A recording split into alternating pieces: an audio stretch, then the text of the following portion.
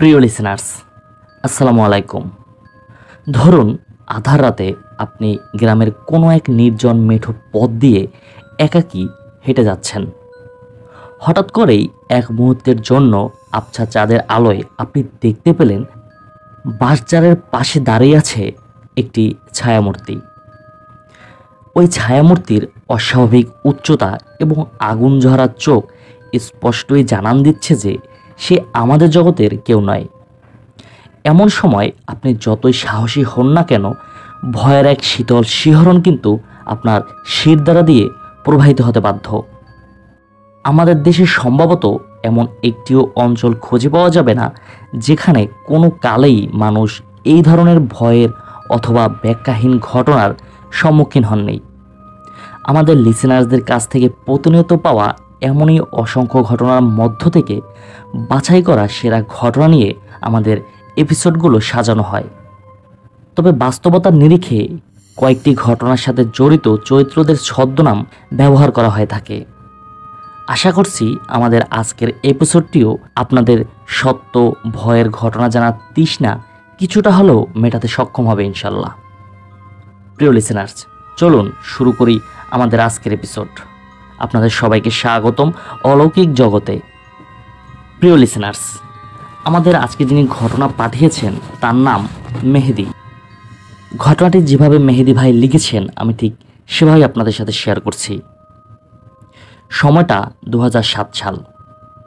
5 বছর আমি সৌদি আরবের থেকে বাংলাদেশে গিয়েছিলাম। আমি সৌদি আরবে থাকতেই আমার বোনের বিয়ে হয়, সেজন্য ওদের বিয়েতে আমি অংশগ্রহণ করতে পারিনি। আমি দেশে আসার কিছুদিন পরেই বোনের বাড়িতে যাওয়ার সিদ্ধান্ত নেই। আমার বোনকে বিয়ে দেওয়া হয়েছিল চট্টগ্রামের হাটহাজারীতে। সেদিন আমি বোনের বাড়ি যাওয়ার উদ্দেশ্যে রওনা করি। রাত 11:30-এর দিকে আমি ওদের বাড়িতে পৌঁছাই। বাস স্ট্যান্ডে নামার পরে আমার বোন জামাই আমাকে এসে নিয়ে যায়। আমার বোনের বাড়িতে যেতে হলে একটি পাহাড়ের পাশ ঘেঁষে যেতে হয়। আমি এবং আমার বোন জামাই রিকশায় করে যতদূর যাওয়া সম্ভব গিয়েছিলাম। এরপর আমরা পাহাড়ের ঢাল দিয়ে হেঁটে যাচ্ছিলাম। তখন আমার বোন জামাই এদিক সেদিক আমাকে সব কিছু দেখাচ্ছিল। পাহাড়ের ঢালে একটি মসজিদ দেখলাম আমি। বোন জামাই আমাকে বলল, এটি আমাদেরই মসজিদ। তারপর বাসায় গিয়ে সবার সাথে পরিচয় হয়ে খাওয়া দাওয়া করে বাসায় এশার নামাজ আদায় করে আমি ঘুমিয়ে পড়লাম। হঠাৎ আমার ঘুম ভেঙে যায়। আমি ভাবলাম হয়তো ফজরের আজান দিয়ে দিয়েছে। তাই ঘুম থেকে উঠে ওদের দরজা খুলে মসজিদের উদ্দেশ্যে আমি রওনা করি। আমি সবসময় 5 ওয়াক্ত নামাজ আদায় করি। আমি দেখি আকাশে বড় চাঁদ। আমার সাথে টর্চ জাতীয় কিছুই সাথে নেয়নি।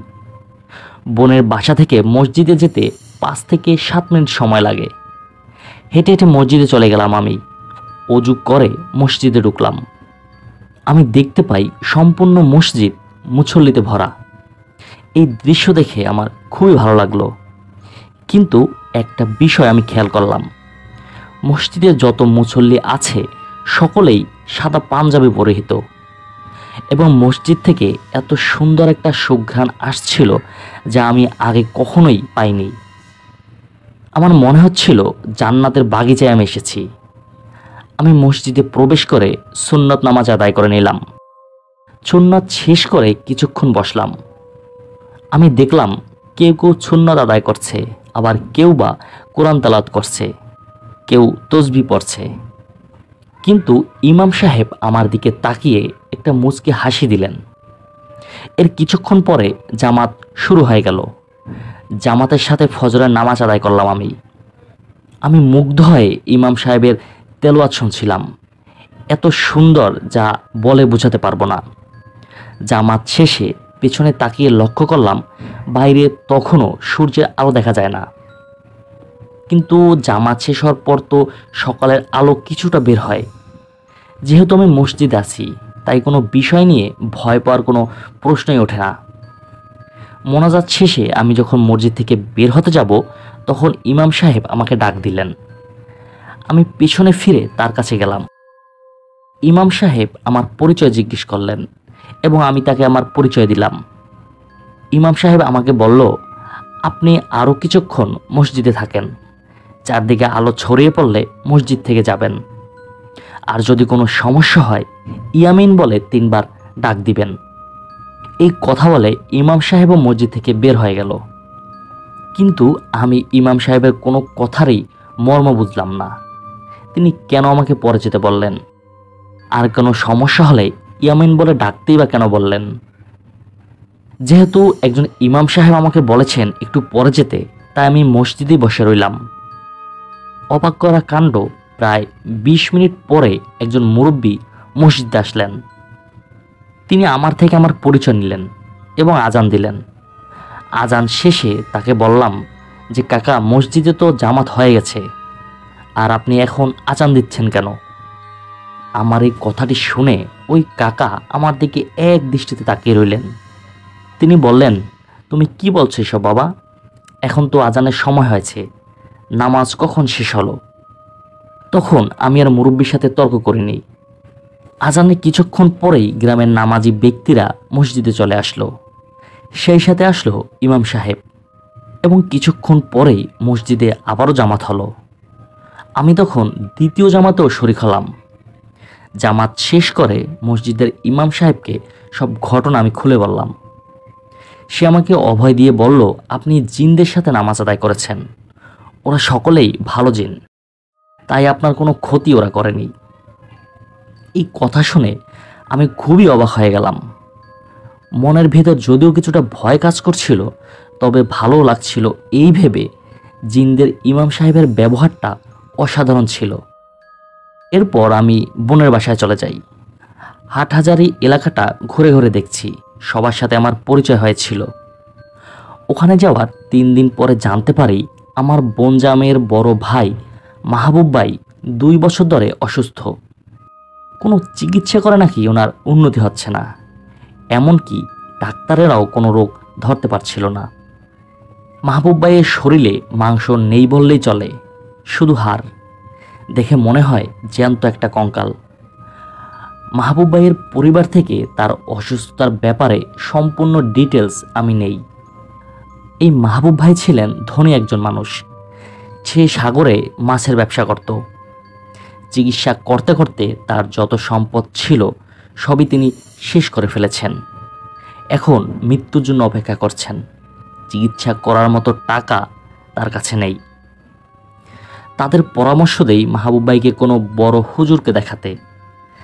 তারা হাটহাজারী মাদ্রাসায় বড় একজন হুজুরকে দেখান। এর ভিতরে আমি ঢাকায় চলে আসি, কিন্তু মাঝে মাঝে ফোনে মাহবুব ভাইয়ের খবর নিচ্ছিলাম।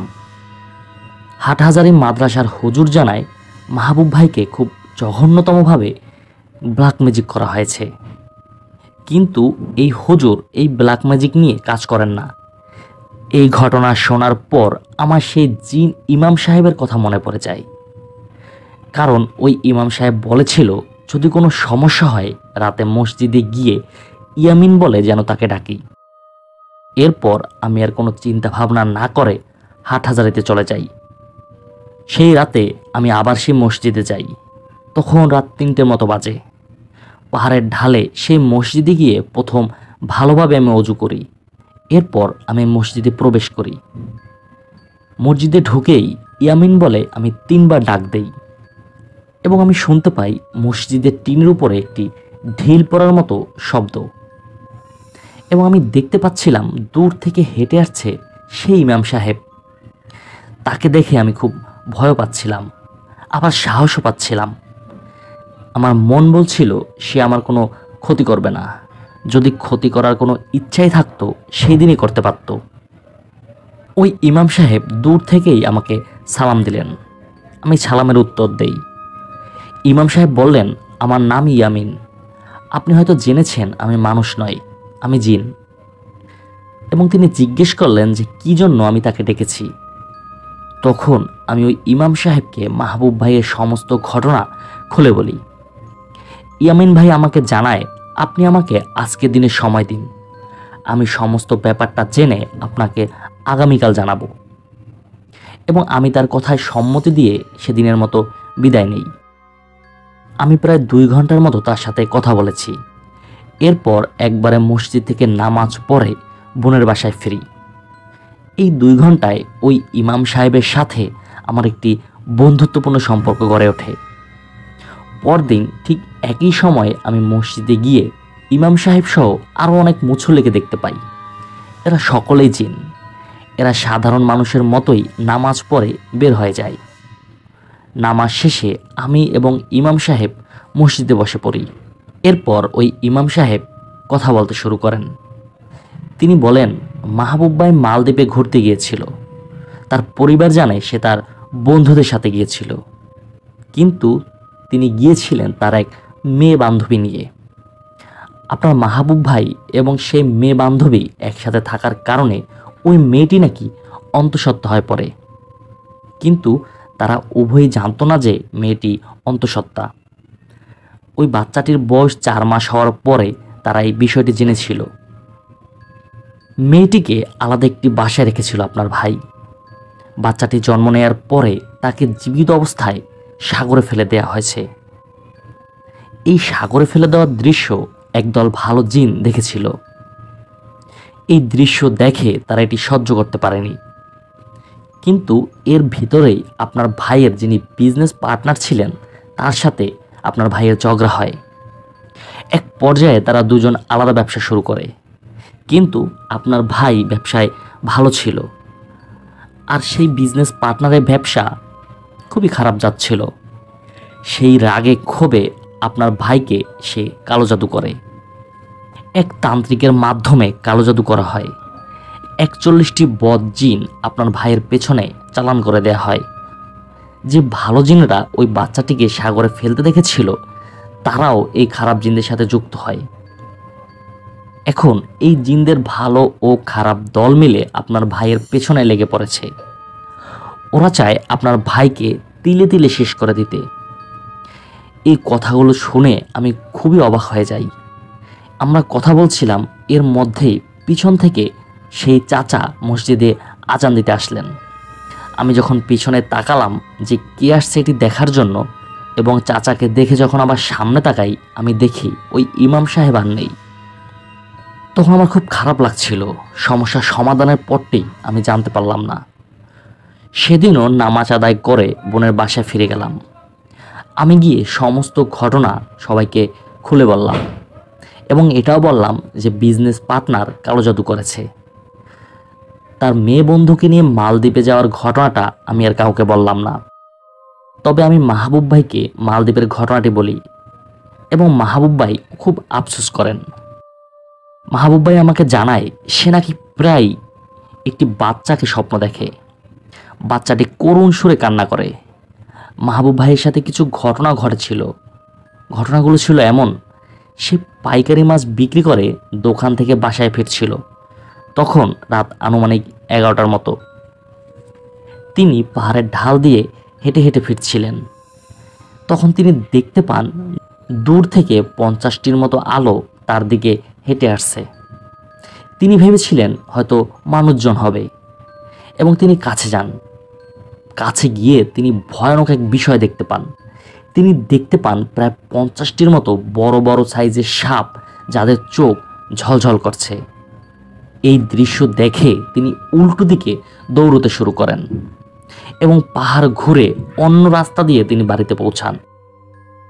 এছাড়াও আরও অনেক ঘটনা তার সাথে ঘটেছে। কোনো কোনো কুকুর তাকে দেখলেই শুধু ডাকাডাকি করত। রাতে তিনি বাইরে বের হলে সেই আলোগুলো তিনি দেখতে পেতেন। অধিকাংশ সময় স্বপ্নে ভয়ঙ্কর ভয়ঙ্কর জিনিস তিনি দেখতে পেতেন। অনেকগুলো কালো অবয়ব তার গলা চেপে ধরছে। তিনি যখন ভাত খেতে বসতেন, ওই ভাত থেকে তিনি দুর্গন্ধ পেতেন। এভাবে করে আস্তে আস্তে মাহবুব ভাই অসুস্থ হয়ে পড়েন। কোনো মতে তার জীবনটা নিয়ে তিনি বেঁচে আছেন। যাই হোক, এর পরের রাতে আমি আবারও মসজিদে যাই। তবে সেদিন রাতে একটু আগেই গিয়েছিলাম। ইয়ামিন সাহেবকে স্মরণ করতেই তিনি উপস্থিত হয়ে যান। এরপর ওই ইমাম সাহেব আমাকে জানান এই সমস্যার সমাধান করা যাবে, তবে খুব কষ্ট হবে। ইমাম সাহেব বলেন, আমি সেই ভালো জিনদের সাথে কথা বলেছি এবং ওনাদের মানাতে পেরেছি। তবে খারাপ জিনরা তান্ত্রিকের কবলে, চাইলেই ওদের তাড়ানো সম্ভব নয়। ইমাম সাহেব আমাকে বলেন, এই কালো জাদু কাটাতে হলে আপনাকেই কিছু করতে হবে। আমি আপনাকে আগামীকাল একটি পাহাড়ের উপরে নিয়ে যাব। রাত 1টার দিকে তুমি এই পাহাড়ের নিচে আমার জন্য অপেক্ষা করবে। তারপর কি কি করতে হবে আমি তোমাকে সব শিখিয়ে দেব। ইমাম সাহেবকে বিদায় দিয়ে এরপর বাড়িতে আমি চলে আসি। বাড়িতে এসে সকলকে আমি এই বিষয়টি জানাই, কিন্তু আমার ছোট বোন কিছুতেই আমাকে পাহাড়ে যেতে দিতে রাজি হচ্ছিল না। ও আমাকে নিয়ে একটি ভয়ের আশঙ্কা করছিল, যদি আমার কিছু হয়ে যায়। আমি আমার ছোট বোনকে বুঝিয়ে পাহাড়ে যেতে রাজি করাই। ওই ইমাম সাহেব আমাকে বলে দিয়েছিলেন আমি যেন সাথে করে এমন কিছু নিয়ে যাই যা দিয়ে মাটি খোঁড়া যায়। আমি ঠিক সময় পাহাড়ে যাই। সেখানে গিয়ে আমি ইয়ামিন সাহেবকে পাই। সে আমাকে দেখে সামনে আগাতে বলল। প্রায় আধা ঘন্টা চলার পরে পাহাড়ের একটি জায়গায় গিয়ে আমরা পৌঁছাই। এই আধা ঘন্টায় ইমাম সাহেব আমাকে সমস্ত কিছু শিখিয়ে দিয়েছিলেন এবং এটাও বলে দিয়েছিলেন যা কিছু হয়ে যাক না কেন ভয় যেন না পাই, আমি যেন আমার কাজ করে যাই।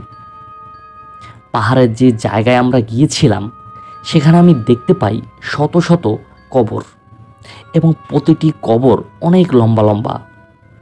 এটি আসলে জিনদের কবরস্থান। ইমাম সাহেব আমাকে একটি কবর দেখিয়ে দেয় এবং আমাকে বলে যে তুমি এই কবরটি খনন করো।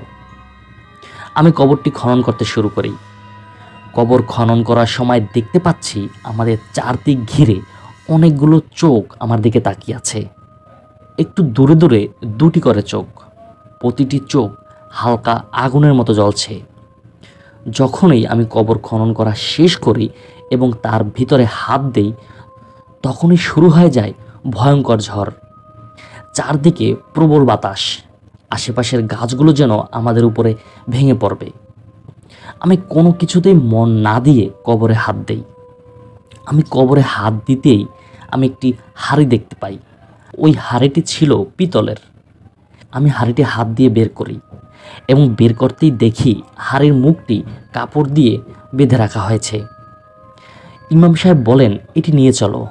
আমরা দ্রুত হাঁড়ি নিয়ে পাহাড় থেকে নামতে শুরু করি। প্রায় 10 মিনিটের মতো হেঁটেছি। তবে এই 10 মিনিট আমাদের চারপাশে সেই চোখগুলো আমাদের সাথেই চলছিল। হঠাৎ আমি পেছনে তাকাতেই ইমাম সাহেবকে আর দেখতে পাই না। তখন আমি প্রচণ্ড ভয় পেতে শুরু করি এবং আমি তাকে দেখতে না পেয়ে আমি সেই জায়গায় দাঁড়িয়েছিলাম। কয়েক মিনিট পরে আবার আমি ইমাম সাহেবকে দেখতে পাই এবং দুজনে আবার পথ চলতে থাকি। ইমাম সাহেব আসার পর সেই আলোগুলোকে কিন্তু আমি আর দেখতে পাই না। তখন তাকে জিজ্ঞেস করি যে আপনি কোথায় গিয়েছিলেন। তিনি বলেন খারাপ জিনগুলো ক্ষতি করতে চেয়েছে এবং এরাই সেই জিন যাদেরকে তোমার ভাইয়ের পেছনে চালান করা হয়েছে। ওদেরকে আমি তাড়ানোর জন্য গিয়েছিলাম। এরপর আমরা পাহাড় থেকে নেমে পড়ি। একদম বাসা পর্যন্ত ইয়ামিন সাহেব আমাকে এগিয়ে দেন এবং চলতে চলতেই তিনি আমাকে শিখিয়ে দিয়েছিল যে কিভাবে কি করতে হবে। কালকের ভেতরে কোনো হুজুরের মাধ্যমে সূরা ইয়াসিন কোনো কাগজে লিখে এই হাড়ির ভেতরে রেখে তা সাগরে ভাসিয়ে দিতে হবে এবং আরও 2টি জিনিস আমাকে নষ্ট করতে হবে এবং সেটা আগামীকালই করতে হবে এবং আগামীকাল রাত 12টার পরে আমাদের বাড়ির কেউ যেন বাড়ি থেকে বের না হয়, এমনকি কেউ যেন ঘরের ভেতর থেকে উকি দিয়েও বাইরে দেখার চেষ্টা না করে। ইমাম সাহেব আরও বলেন একমাত্র তুমি রাত 12টার পরে তোমাদের বাইরে বের হবে, আমি সেখানে আসব। আমি বাড়িতে যাই এবং সকলকে বলে দেই কেউ যেন বের না হয়, এমনকি কেউ যেন বাইরেও না তাকায়। সেদিন রাত 12টার পরে আমি যখন বাইরে বের হই আমি ইমাম সাহেবকে সেখানে দেখতে পাই। এরপর ইমাম সাহেব আমাকে মাহবুব ভাইয়ের ঘরের পিছনে নিয়ে যান এবং একটি গাছের গোড়া খনন করতে বলেন। আমি গাছের গোড়ায় খনন করতে শুরু করি। ওই গাছের গোড়া খনন করে একটি মোমের তৈরি পুতুল আমি পাই। ওই পুতুলটির গায়ে অনেক সূচ ঢুকানো ছিল। যখনই আমি পুতুলটি উঠাই তখন অনেকগুলো কালো অবয়ব আমার দিকে ধেয়ে আসে। এইটা দেখে আমি ভয়ে খুব ঘাবড়ে যাই, কিন্তু সাথে সাথে ইমাম সাহেব কী যেন বলে একটা ডাক দেন, যে ভাষাটা আমি জানি না। চোখের পলকে ওই ইমাম সাহেবের কাছে আরও অনেকগুলো জিন চলে আসে। তারা প্রত্যেকেই ইমাম সাহেবের মতো ভালো জিন ছিল। আসলে সেই অবয়ব ছিল ব্ল্যাক ম্যাজিকের চালান করা সেই জিনগুলো। ভালো জিন এবং খারাপ জিন যুদ্ধ শুরু হয়। আমি ওখানে দাঁড়িয়ে সব কিছু দেখছিলাম। ভালোদের সাথে খারাপরা কখনোই পারে না। অবশেষে খারাপ জিনগুলো পরাজিত হয়ে পালিয়ে যায়। তখন ওই ইমাম সাহেবকে দেখে আমার খুব মায়া হচ্ছিল। আমাদের জন্য কত কিছুই না তিনি করছেন। খারাপ জিনগুলো চলে যাওয়ার পরে ইমাম সাহেবের সাথে ভালো জিনগুলো আগুনের আকার ধারণ করে উড়ে চলে যায়। এরপর ওই ইমাম সাহেব আমার কাছে এসে বলে, এখন এই সূচগুলো পুতুল থেকে বের করে ফেলো এবং আমি চলে যাওয়ার পরে পুতুলটিকে আগুনে পুড়িয়ে ফেলবে। এবং আরও একটি কাজ করবে, তা হলো তোমার মাহবুব ভাই যেখানে ঘুমায় সেখান থেকে ঘরের বাইরে খুঁটির কর্নারে মাটি খুঁড়বে এবং সেখানেও কয়েকটি তাবিজ পাবে। তাবিজের মাদলি থেকে কাগজগুলো বের করে কেরোসিন দিয়ে তা জ্বালিয়ে দেবে। তিনি আরও বলেন, তোমার মাহবুব ভাইকে বলবে তিনি যেন আল্লাহর দরবারে তওবা করেন, সে যেন কোনোদিন আর কোনো পাপ কাজে জড়িত না হয়। তুমি ভালো একজন মানুষ, তাই তোমার দিকে লক্ষ্য করে তোমার ভাইকে আমি সাহায্য করলাম। এখন আমি চললাম, ভালো থাকবে, আর কোনো প্রয়োজন হলে স্মরণ করবে। এই বলে ইমাম সাহেব আমাদের বাড়ি থেকে হেঁটে চলে গেলেন। আমি ওনার হেঁটে চলে যাওয়া দেখছিলাম। কিছু দূর গিয়ে আগুনের গোলা ধারণ করে উড়ে যায়। এরপর আমি সেই পুতুলটি পুড়িয়ে ফেলি এবং পরদিন সকালে সেই তাবিজগুলো উঠাই এবং সেগুলো নষ্ট করে ফেলি। এর 2 মাসের ভেতরে মাহবুব ভাই সম্পূর্ণ সুস্থ হয়ে যান। এরপর আমি ঢাকায় ফিরে আসি। একদিন জুমার নামাজ আদায় করতে জাতীয় মসজিদ বায়তুল মোকাররমে গিয়েছিলাম। নামাজ শেষ করে পেছনে গিট দিয়ে যখন বের হই তখন আমি ইমাম সাহেবকে দেখতে পাই। তাকে আমি জড়িয়ে ধরেছিলাম। এরপর প্রায় মাঝে মাঝে তার সাথে আমার দেখা হয়। আমাদের মাঝে খুব ভালো একটি বন্ধুত্ব হয়েছে। এখন আমি কুয়েত প্রবাসী। এই কুয়েতে বসে আমি ইমাম সাহেবের সাথে 3 বার দেখা করেছি। যখন আমরা একসাথে কোথাও বসেছি তখন আমরা ধর্ম নিয়ে আলোচনা করি এবং মাঝে মধ্যে জিন জাতির সম্পর্কে তার কাছ থেকে জানি। ইমাম সাহেব মানুষের সাহায্য করে থাকেন। সে আমাকে অনেক ঘটনা শুনিয়েছেন। প্রবাস জীবন, কাজের চাপ অনেক, তাই সময় করে লিখতে পারি না। এই ঘটনাটি লিখতে আমার 10 দিনের মতো সময় লেগেছে। যদি আমি সুযোগ পাই আবারও ঘটনা পাঠাবো। আর এই ঘটনাটি সিলেক্ট হলে অবশ্যই আমাকে জানাবেন। সকলের সুস্বাস্থ্য ও দীর্ঘায়ু কামনা করছি। আমরা সকলে যেন আমাদের রবের পথে থেকে জীবন পার করতে পারি। আসসালামু আলাইকুম। প্রিয় লিসেনার্স, আজকের এই ব্ল্যাক ম্যাজিকের ঘটনাটি যদি আপনাদের সামান্যতম ভালো লাগে অবশ্যই আমাকে কমেন্ট করে জানাবেন। আর আপনাদের কাছে অনুরোধ থাকবে আমাদের এই ছোট্ট চ্যানেলটি সাবস্ক্রাইব করার জন্য। প্রিয় লিসেনার্স, এই ছিল আমাদের আজকের এপিসোডের প্রথম ঘটনা। আমরা চলে যাচ্ছি আমাদের আজকের এপিসোডের দ্বিতীয় ঘটনায়। আশা করি আমাদের আজকের এই দ্বিতীয় ঘটনাটিও আপনাদের খুবই ভালো লাগবে। চলুন শুরু করি দ্বিতীয় ঘটনা। প্রিয় লিসেনার্স, আপনারা যারা দেশ ও দেশের বাইরে থেকে আমাদের ঘটনা শোনেন, আপনাদের কাছে অনুরোধ থাকবে অবশ্যই আপনারা ঘটনা শোনার সাথে সাথে সেই ঘটনাটি অনুভব করার চেষ্টা করবেন। প্রিয় লিসেনার্স, এখন যে ঘটনাটি আমি আপনাদের সাথে শেয়ার করব, এই ঘটনাটি আমাকে পাঠিয়েছেন তারিফ নামের এক ভাই। ঘটনাস্থল নওগাঁ জেলা। সময়টা 2004 সালের 9 এপ্রিল। ঘটনাটি যিনি পাঠিয়েছেন উনি তারিখটা ঠিকঠাকই বলতে পেরেছিলেন, কারণ ওই দিন ছিল ওনার আব্বার মৃত্যুবার্ষিকী এবং ঘটনা শুরু হয় ওই মৃত্যুবার্ষিকীর দিন রাত থেকেই। ওনার পরিবার মূলত মুসলিম হলেও উনি অনেকটা নাস্তিক স্বভাবের ছিলেন। ওনার পরিবারের সবাই ওনাকে অনেক বোঝাতো, কিন্তু ধর্ম নিয়ে ওনার মধ্যে তেমন একটা বিশ্বাস কাজ করতো না। তিনি কি করতেন, মাঝে মাঝে তার বাবার কবরের কাছে যেতেন। বাবার কবরের কাছে গিয়ে তিনি আশপাশটা পরিষ্কার করে দিয়ে চলে আসতেন। দোয়া দরুদ ওনার কাছে কাল্পনিক কথা বলে মনে হতো। উনি ভাবতেন যে মারা গেছে সে মাটিতে মিশে গেছে, তার আর কোনো অস্তিত্বই নেই। যেদিন এই ঘটনা ঘটে সেদিন সবাই তার গ্রামের বাড়িতে ছিল। নওগাঁর বাসায় তিনি একাই ছিলেন। সেদিন রাতে খেয়ে শুয়ে পড়ার পর ওনার ঘুম ভাঙে মাঝরাতে। তখন বাইরে প্রচুর বৃষ্টি পড়ছিল। তিনি কি করেছিলেন, তার বারান্দায় তিনি কাপড় শুকাতে দিয়েছিলেন এবং মূলত এই কারণে তিনি তাড়াতাড়ি উঠে বৃষ্টিতে যেন কাপড় ভিজে না যায় এই জন্য তিনি বারান্দায় যান এবং কাপড়গুলো ঘরে এনে তিনি আবারও শুয়ে পড়েন। কোনো এক কারণবশত তিনি সেদিন দরজাটা খোলা রেখেছিলেন। সবেমাত্র যখন তার চোখে ঘুম ঘুম একটা ভাব চলে এসেছে, এর কিছুক্ষণ পরেই বারান্দার দরজায় টানা কয়েকটা বাড়ি দেওয়ার মতো ধুমধুম করে শব্দ হয়। তিনি ভাবেন বোধহয় বৃষ্টির সাথে ঝড় শুরু হয়েছে এবং এই জন্য বাতাসের কারণে হয়তো শব্দ হচ্ছে। তিনি কি করেন, কিসের জন্য শব্দ হচ্ছে সেটা দেখার জন্য উঠে পড়েন। তিনি উঠে দেখেন বাইরে ঝড়ো হাওয়া বলতে কিছু নেই, শুধু বৃষ্টি হচ্ছিল। তখনও কিন্তু তার চোখের ঘুম ঘুম ভাবটা কাটেনি।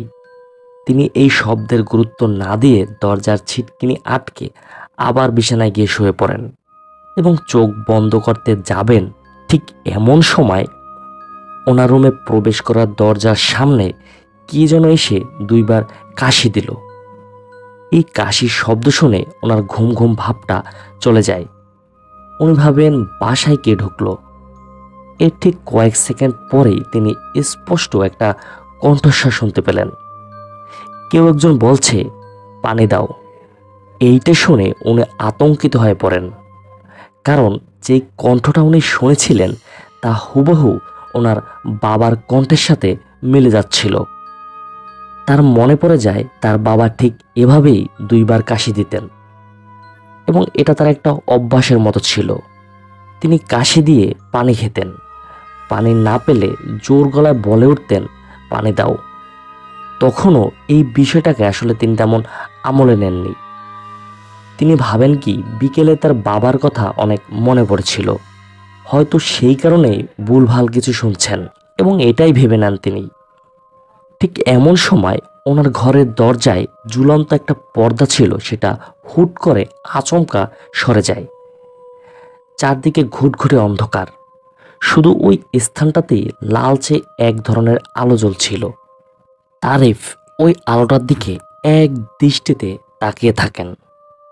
এমন সময় তিনি দেখতে পান তার রুমের মধ্যে একটি রোলিং চেয়ার ছিল, সেখানে কেউ ঢোল খাচ্ছে। তিনি ঘুরে সেদিকে তাকান এবং তিনি স্পষ্টভাবে দেখতে পান ছায়া ছায়া একটা অবয়ব সেই চেয়ারের উপরে বসে এক মনে ঢোল খেয়ে যাচ্ছে। এইটা দেখে তিনি প্রচণ্ড রকমের ভয় পেয়ে যান। তিনি ভেবে পাচ্ছিলেন না যে আসলে তার সাথে এগুলো কি হচ্ছে। প্রথমত তিনি সৃষ্টিকর্তায় বিশ্বাস করতেন না এবং জিন ভূত বা এই ধরনের প্যারানরমাল অ্যাক্টিভিটি যে থাকতে পারে সেটাও তিনি মানতেন না।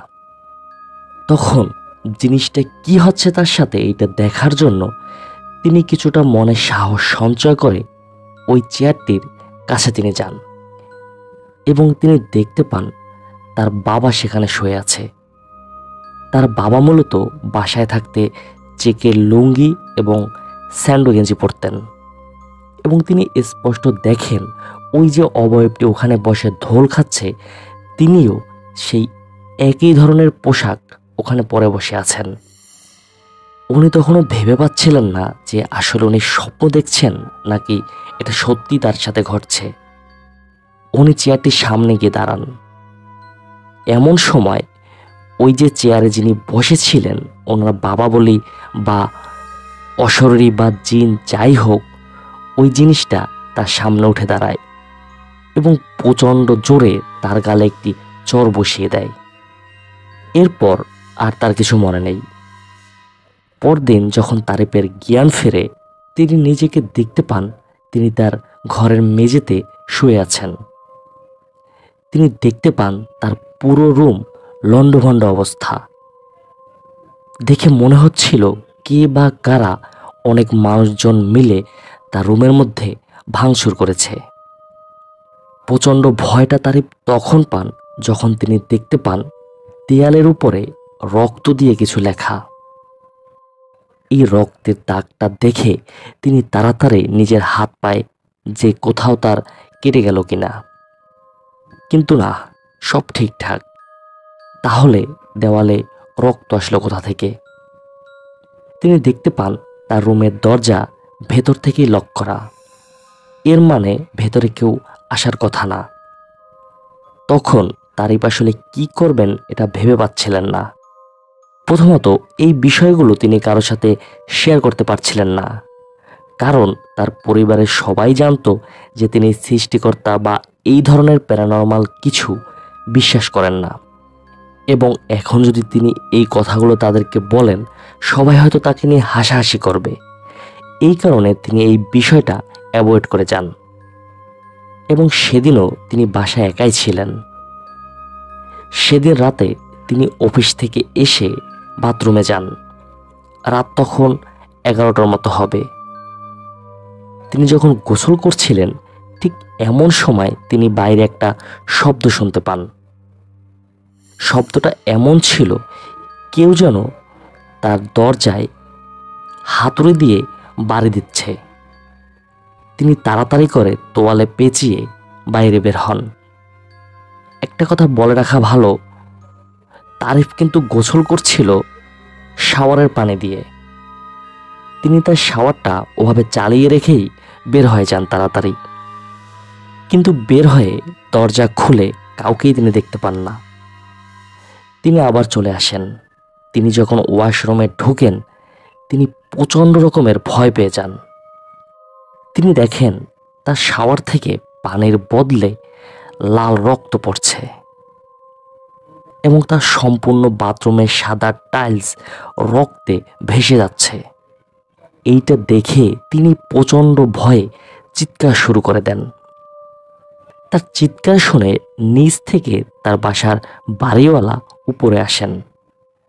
তারিফ মোটামুটি একটু ধাতস্থ হয়ে তাড়াতাড়ি করে দরজা খুলে বের হয়ে যান এবং সামনেই বাড়িওয়ালার দেখা পেয়ে তিনি তাকে সমস্ত বিষয়টা খুলে বলেন। বাড়িওয়ালা বলে, তোমার ফ্যামিলিকে জানাও, এটা বড় কোনো সমস্যা। এরপর তারিফ কি করে তার পরিবারের সবার কাছে এই বিষয়টা তিনি শেয়ার করেন। সেদিনের রাতে তিনি একা থাকার সাহস করেননি। তিনি তার ফ্যামিলির সাথে থাকেন। অনেক হুজুরের কাছে তারিফকে নিয়ে যাওয়া হয়, কিন্তু কেউই তেমন একটা সমাধান তাকে দিতে পারেনি। অনেকেই পানি পড়া দিয়েছিল, কিন্তু এই সব পানি পড়া খেয়ে তারিফের কোনো উন্নতি হয়নি। কারণ দিন তিনেক পর তিনি যখন তার ফ্যামিলির সাথে তার পুরনো ফ্ল্যাটে ফিরে আসেন, সেদিনও তিনি রাতে একা ঘুমিয়েছিলেন তার নিজের রুমে। সেদিন মধ্যরাতে তার প্রচণ্ড পরিমাণ পানি পিপাসা লাগে এবং তার ঘুম ভেঙে যায়। তার রুমে ডিম লাইট জ্বলছিল। ঘুম ভাঙার পরে তিনি যখন পানি খেতে ওঠেন, তিনি স্পষ্ট দেখেন তার আব্বা তার পাশে শুয়ে আছে এবং ভয়ানক বিষয় এক দৃষ্টিতে তার দিকেই তাকিয়ে আছে। এইটা দেখে যখন তিনি চিৎকার দিতে যাবেন, তখন তার আব্বারূপী ওই জিনটা বা ওই অবয়বটা তার গালে আবারও প্রচণ্ড শক্তি দিয়ে একটা চড় দেয়। তিনি সেন্সলেস হয়ে যান। বারবার একই ঘটনা ঘটার পরে ওখানকার স্থানীয় এক হুজুর দূরের এক মৌলবীর সন্ধান দেন। তার ফ্যামিলিকে বলা হয় যে আপনারা ওখানে যান, হয়তো তিনি কোনো একটা সমাধান দিতে পারবেন। তারিফের বাসার সবাই মিলে একদিন সন্ধ্যার দিকে সেই মাওলানার বাসায় যায়। তাকে সব কিছু খুলে বলা হয়। তিনি কিছুক্ষণ সময় তাদের কাছ থেকে চেয়ে নেন। তাদেরকে বলেন, আমি তাহাজ্জুদের নামাজ পড়ে এই বিষয়টা নিয়ে আমার জিনদের সাথে আলোচনা করব। আপনারা আমার বাড়িতে অবস্থান করুন। এরপর তাহাজ্জুদ নামাজের পরে মধ্যরাতের দিকে ওই হুজুর তাদেরকে ডাকেন এবং তাদেরকে বলেন, তুমি যে তোমার আব্বার কবর পরিষ্কার করে চলে আসো, তার জন্য দোয়াও করো না। কিছু জিন এটা দূর থেকে লক্ষ্য করে এবং তুমি যে সৃষ্টিকর্তা মানো না এবং এইসব প্যারানর্মাল জিনিসগুলো মানো না, এই কারণে কোনো এক জিন তোমার বাবার রূপ নিয়ে তোমাকে শায়েস্তা করার জন্য এসেছে। এখন থেকে 5 ওয়াক্ত নামাজ ধরো, আল্লাহর রাস্তায় চলো, ইনশাল্লাহ আর কোনো সমস্যা হবে না। এই বলে হুজুর তাকে একটা তাবিজ দিয়ে দেন এবং বলে দেন অন্তত 1 সপ্তাহ এই তাবিজটি তোমার সাথে রাখবে, এরপর আর কোনো সমস্যা হবে না। তারিফ তাবিজটি ব্যবহার করে এবং সপ্তাহখানেক তার সাথেই রাখে। এর মধ্যে কোনো সমস্যাই হয়নি। আলহামদুলিল্লাহ, তারিফ বর্তমানে 5 ওয়াক্ত নামাজ পড়ে এবং তিনি বর্তমানে 2 সন্তানের জনক। প্রিয় লিসেনার্স, এতক্ষণ শুনেছেন আমাদের আজকের এপিসোডের দ্বিতীয় ঘটনা। এখন আমরা চলে যাব আমাদের আজকের এপিসোডের তৃতীয় ঘটনায়। আশা করছি দ্বিতীয় ঘটনাটির মতো এই ঘটনাটিও আপনারা খুব পছন্দ করবেন। চলুন শুরু করি আমাদের তৃতীয় ঘটনা। প্রিয় লিসেনার্স, এই ঘটনাটি আনুমানিক 1962 সালের দিকে ময়মনসিংহের বালিপাড়া গ্রাম। আজিজুল ইসলাম নামের 12-13 বছরের এক কিশোর। তিনি যৌথ পরিবারে অনেকের সাথে একই বাড়িতে থাকতেন। এমন একদিন আজিজুল ইসলাম তার বাবা আর ভাইদের সাথে মিলে বাড়ি থেকে কিছুটা দূরে এক বিলে মাছ ধরতে যায়। তাদের কথা ছিল প্রথমবার যত মাছ ধরা হবে সেগুলো নিয়ে আজিজুল ইসলাম বাড়িতে ফিরে আসবে। তারপর সারাদিন যত মাছ ধরা হবে তা অন্যরা বিকেলের দিকে বাড়ি নিয়ে ফিরবেন। তো কথা অনুযায়ী প্রথম দিকে ধরা মাছগুলো দিয়ে আজিজুল ইসলামকে বাড়িতে পাঠানো হয়। আর অন্য যারা ছিলেন তারা দুপুর থেকে বিকেল পর্যন্ত মাছ ধরেন। বিকেলের দিকে যখন মাছ ধরা শেষ হয়ে যায় তখন তারা ফিরে আসেন। তারা ফিরে আসলে ওই বাড়ির লোকজন এবং মহিলারা আজিজুল ইসলাম সম্পর্কে জানতে চায় যে আজিজুল ইসলাম কোথায়। তাকে দিয়ে তো অনেক আগেই কিছু মাছ পাঠিয়ে দেওয়ার কথা ছিল, পাঠাওনি কেন? এই প্রশ্ন শুনে আজিজুল ইসলামের বাবা সহ যারা ছিলেন সবাই খুব অবাক হয়। আজিজুল তো অনেক আগেই বাড়িতে চলে গেছে, তাহলে বাড়িতে নেই কেন? আর কোথায় বা গেল? মাছ নিয়ে তো তার বাড়িতে আসার কথা ছিল। তখন সবাই মিলে আশেপাশে খোঁজাখুঁজি শুরু করে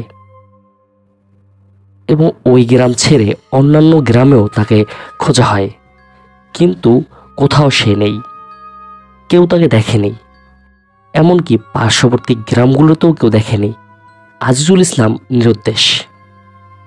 তার পরিবার এবং তার মায়ের অবস্থা খুবই করুণ। দিনের পর দিন, বছরের পর বছর তিনি পথ চেয়ে থাকেন ছেলের আশায়।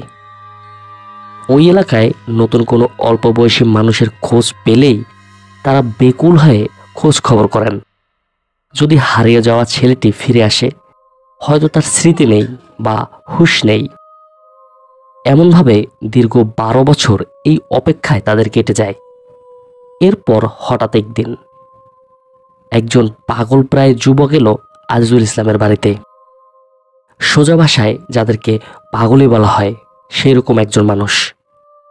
ওই লোকটি যখন কথা বলছিল তখন তার জিহ্বায় কথা আটকে যায়। অনেকটা শিশুসুলভ আচরণ। সে ওই বাড়িতে ভিক্ষা করতে আসে এবং ওই আগন্তুক যুবকটি ওই বাড়িতে ঢুকেই কেমন যেন অদ্ভুত ধরনের আচরণ করতে শুরু করে। কেমন যেন একটা পরিচিত ভঙ্গিতে এইটা সেটা বর্ণনা করতে লাগে সে।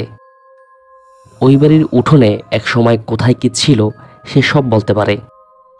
আরও একটা বিষয়, ছোট একটা মেয়েকে দেখে তার বোন রোজিনার নাম ধরে সে ডাকতে লাগলো এবং ওই বাড়ির কয়েকজন মহিলাকে দেখে চাচি বলে সে ডেকে ওঠে। এইসব দেখে আজিজুল ইসলামের মা লোকজনকে অনুরোধ করেন যে তার হাতের কনুয়ের পাশে কোনো দাগ আছে কিনা সেটা দেখার জন্য। এবং অদ্ভুতভাবে দেখা গেল সত্যিই ওই ছেলেটির কনুয়ে একটা কাটা দাগ আছে। তখন মোটামুটি সবাই নিশ্চিত হয় যে এটাই হারিয়ে যাওয়া আজিজুল। হারানো আজিজুল ফিরে এসেছে, কিন্তু মানসিক ভারসাম্য হারিয়ে যাবার আগে তো সে এমন ছিল না। তখন তাকে অনেক প্রশ্ন করা হলো, এতগুলো দিন সে কোথায় ছিল। এইসব প্রশ্ন শুনে ওই লোকটি ভাঙাভাবে উত্তর দিতে থাকে। তিনি বলেন, এক বুড়ি আমাকে নিয়ে গেছিল। আরও জিজ্ঞাসাবাদ করে জানা গেল যে বুড়ি তাকে নিয়ে গেছিল সে এতদিন পর তাকে বলেছে তুই চলে যা। ওই বুড়ি নাকি তাকে দিয়ে কিছু কাজ করাতো। কী ধরনের কাজ করাতো সেটা আজিজুল বলতে পারেনি। তার বর্ণনা শুনে মনে হতে পারে কোনো ছেলে ধরার কবলে সে পড়েছিল, কিন্তু 12 বছর ধরে যার সন্ধান কোনো লোকালয়ে পাওয়া যায়নি, সে আর যাই হোক কোনো মানুষের কাছে ছিল না। সে নির্জন দুপুরে খাল বিলের এলাকায় মাছ ধরতে গিয়ে মাছ হাতে নিয়ে হারিয়ে গেছিল এবং তার আর খোঁজ কোনো মানুষের কাছে পাওয়া যায়নি। আদতে সে কোনো মানুষের কাছেই ছিল না এবং এই ঘটনার সমাপ্তি হয় খুবই করুণভাবে। ফিরে আসার কিছুদিন পর আজিজুল একটা দুর্ঘটনায় মারা যায়। ঘটনাটি পাঠিয়েছিলেন হুমায়রা নামের একজন বোন। তিনি লিখেছেন, ঘটনাটি আমার খুব নিকটাত্মীয়ের এক পরিবারের। এই কাহিনী আমাদের সকলেরই জানা। প্রিয় লিসেনার্স, এই ছিল আমাদের আজকের এপিসোড। আমাদের প্রত্যেকটি এপিসোড সাজানো হয় আপনাদের পাঠানো কিছু ঘটনা নিয়ে। আমরা চেষ্টা করি প্রত্যেকবার সত্য ঘটনা যাচাই বাছাই করে তারপরে গল্পগুলো বা ঘটনাগুলো সিলেক্ট করার। আশা করছি আমাদের আজকের এই এপিসোড আপনাদের খুব ভালো লেগেছে এবং আপনারা যদি সাথে থাকেন পরবর্তীতে আরও ভালো ভালো ঘটনা নিয়ে আমি আপনাদের সামনে হাজির হব। মহান আল্লাহ তাআলার এই দুনিয়ায় কত যে রহস্য লুকিয়ে আছে তার ধারণাও কিন্তু আমরা করতে পারি না। মহান আল্লাহ তাআলার কাছে ফরিয়াদ থাকবে এই ধরনের জিন, ভূত বা প্যারানরমাল সকল সমস্যা থেকে তিনি যেন আমাদের হেফাজত করেন। প্রিয় লিসেনার্স, আজকের ঘটনাগুলো যদি আপনাদের সামান্যতম ভালো লাগে অবশ্যই আমাকে কমেন্ট করে জানাবেন। আর আপনারা যারা আপনাদের জীবনে ঘটে যাওয়া কোনো ঘটনা অথবা আপনার জানা কোনো সত্য ঘটনা আমাদের পাঠাতে চান, তারা ঘটনা লিখে অথবা রেকর্ডিং করে পাঠিয়ে দিন আমাদের হোয়াটসঅ্যাপ নাম্বারে। এই ভিডিওর নিচে ডিসক্রিপশন বক্সে আমাদের হোয়াটসঅ্যাপ নাম্বার দেওয়া আছে। আর আপনাদের সবার কাছে অনুরোধ থাকবে আমাদের এই ছোট্ট চ্যানেলটি সাবস্ক্রাইব করার জন্য। ইনশাল্লাহ পরবর্তী ঘটনা শোনার আমন্ত্রণ জানিয়ে আজকের মতো এখানেই বিদায় নিচ্ছি। আসসালামু আলাইকুম।